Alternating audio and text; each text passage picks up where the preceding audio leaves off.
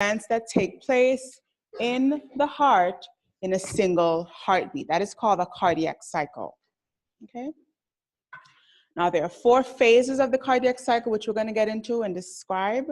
But first of all, there are 2 main periods of a heartbeat. There's systole, and systole is that period when the ventricles are contracting or squeezing blood out, right? The ventricles are contracting or squeezing blood out into the vasculature, so into the aorta to be circulated through the body, okay? Diastole is a period of ventricular relaxation. So this is when the ventricles are filling, right? They're nicely opened, and they're receiving blood from the atria.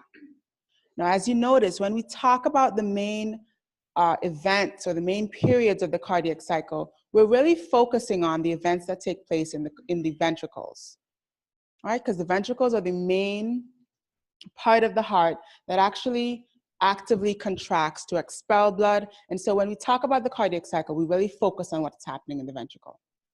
So systole is ventricular contraction, diastole is ventricular relaxation, all right? Now, it's important to understand that the valves do not actively open and close. This is not an active process.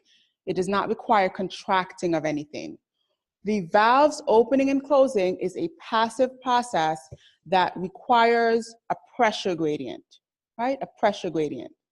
So let me explain this in this way. When the pressure in the atria is greater than the pressure in the ventricle, right? The blood wants to move from the atria to the ventricle, and so that valve passively opens, okay? When the pressure in the ventricle is no longer, when the pressure in the atria is no longer greater than the pressure in the ventricle, right? The blood does not want to move in that direction, right? We do not have a pressure gradient, and so the valves remain closed. That's going to be the theme of what we talk about today, that pressure gradient. Blood wants to move from a place of high pressure to a place of lower pressure. And so the pressure in each of these chambers is going to vary to open and close those valves. All right, so the AV valves are open when atrial pressure exceeds ventricular pressure and blood wants to move from the atria to the ventricle. The semilunar valves are open when ventricular pressure exceeds the pressure in the aorta or the pulmonary trunk, and the blood wants to move from the ventricle out into the aorta or the pulmonary trunk. So that reliance on pressure gradient is going to be important in terms of movement of that blood and opening and closing of the valves. All right, so bearing that in mind, let's talk about the 4 phases of the cardiac cycle. So the first phase of the cardiac cycle actually starts at the midpoint of diastole.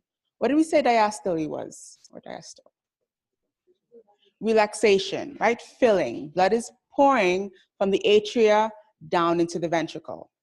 And so the middle of that point, the middle of that diastole is where we start cardiac phase number 1. And this is ventricular filling. This is the middle of the ventricle passively filling. All right? So what has to happen here? What valve is open for the ventricle to fill? The AV valve has to be open, right? The valve in between the atria and the ventricle. The AV valve is open. So what does that tell us about the pressures here? Where is the pressure higher? In the atria. Perfect. So the pressure is higher in the atria, lower in the ventricle. The valve is open, and so blood moves from the atria down into the ventricle. Okay? Now the blood that's moving is what we call venous return. And venous return just means the blood that is flowing back into the atria that's coming from the rest of the body, right? That's coming from those veins. And we call this venous return. So that blood is moving from the atria down into the ventricle. And again, this is a passive process until the atria starts to contract. So towards the end of diastole, which is the end of phase 1, right? The atria starts to gently contract in an attempt to get that last bit of blood out into the ventricles, okay? So the atria is just passively spilling blood throughout phase 1, and towards the end of diastole, the end of phase 1 here, the atria contracts in an attempt to get that last bit of blood out into the ventricle, okay? This is phase 1. And that was ventricular filling, phase 1. Phase 2 is called isovolumetric ventricular contraction, right? Iso meaning same, volumetric meaning volume. So during phase 2, the amount of blood in the ventricle is not going to change, right? And this is because both valves are closed. That's very important to understand here. This is the start of systole. This is the start of that ejection phase of the cardiac cycle. But we do not have enough pressure in the ventricle to open the semilunar valves just yet. So during this phase, the AV valves have slammed shut. We do not yet have enough pressure to open the semilunar valves. So we're sort of just gradually contracting until we've generated enough pressure here to open the semilunar valves. And so this is called isovolumetric ventricular contraction. The ventricle is getting ready to force that blood out, but it has not generated enough pressure to overcome the pressure in the aorta to send, to open that semilunar valve, okay? So there's no blood entering or leaving the ventricle in this phase, hence the term isovolumetric. Phase 3, right? Phase 3 is where we have generated enough pressure in the ventricle at this point, right? So now the pressure in the ventricle exceeds the pressure in that distal vessel, right? Be it the pulmonary trunk or the aorta. So the pressure in the ventricle is now higher than the pressure in the aorta. Let's take the aorta, for example. And so blood is going to be pushed out of the ventricle into the aorta, because now what valves are open? The semilunar. Now we have enough pressure to open the semilunar valves, and blood is going to leave the ventricle and enter that vessel in its way to the heart or to the lungs, okay? And this is going to be the remainder of systole, right? The remainder of that squeezing, that contracting. And that is gonna happen until, as blood is leaving the ventricle and entering the vessel, as it leaves that chamber, the pressure in the chamber now slowly decreases, okay? So as the pressure in the chamber decreases, it's going to start falling below the pressure in the vessel again, and that valve is going to close once more. Okay, I'll say that again. At the beginning of phase 3, we've generated enough pressure to open the semilunar valves, right? Pressure is now higher in the ventricle than it is in the vessel, and so the valve opens and blood is spilling out. As the blood leaves the chamber, as it leaves the ventricle, pressure is decreasing, okay?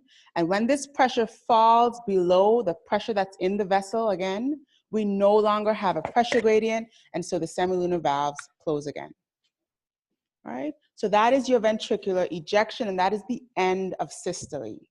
That is the end of the contracting phase of the cardiac cycle. Phase 4 is called isovolumetric ventricular relaxation, right? Isovolumetric ventricular relaxation. And in this phase, right, this is the beginning of diastole.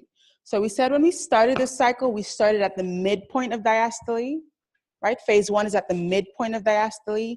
Phase 4 is at the beginning of diastole, right? Phase 4 starts diastole. And this is where the heart starts to fill. But at this point, the pressure in the ventricle, right, is still a little bit higher than the pressure in the atrium. And we need the pressure in the atrium to be higher than the pressure in the ventricle before those AV valves can open again. So what we have is the ventricle relaxing slowly in an attempt to bring that pressure below the atrial pressure once more, okay? So during this time, both valves are closed, right? The pressure is not low enough to open the AV valves. Both valves are closed and the ventricle is relaxing. And because both valves are closed, the volume is not changing. Blood is neither entering nor leaving the ventricle. This is called isovolumetric ventricular relaxation, right? When the pressure in the ventricle gets low enough so that the pressure in the atria is higher, we'll have the opening of the AV valves again, which starts phase 1 again and again and again.